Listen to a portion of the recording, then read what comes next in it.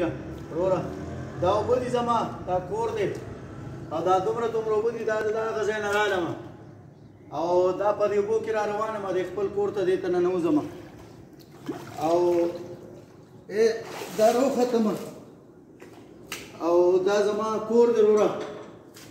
دې کور ته راننوتم دا زما یو کمره ده دا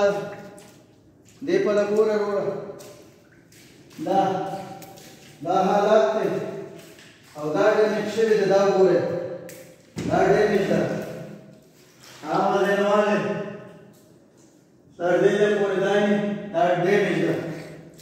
دا بله کمره ده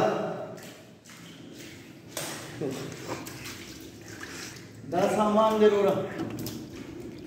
دې سامان ته وګورئ دا دغه شان پروت دی او دا هم ډیمیج ده دا کمره نه دا ډیمیج ده دا کمره دا دی دا پکې ګوتې ځي دا تاوڼی د 125 سال عمر دی د دې تاوڼی دا مال د نیکه د نیکه د نیکه نه پاتې شوی د مال اوس پاتې ده او دا حالات دی دا د صندوق حالات یې وګوره وروره دا دغه دی اوبو راغورځولي دي او زما خپله زامن نشته زما زامن نشته لوڼه مې دي دا مې راسره نوسي راغلي دي د فرضې بچي مې دي او دلته تقریبا د خینې کره اوسم او د دې خورینو کره تقریبا اوسم او دا بیټک دی دا بیټک دی دا هم د کشان حالات دی د دې او زما حکومت ته خواست دی زما د خلکو ته خواست دی چې ما سره مدد وکړي زما د کار کسب څوک نشته خپل هم معذور یم سترګې مې معذوره دي نظر مې ډېر زیات ویک دی او ډېر زیات کمزوري دی او دا حالات دی زموږ د دې کور دا وګوره بیا دوباره هم چې دی نو دا ښیز ورته وښیه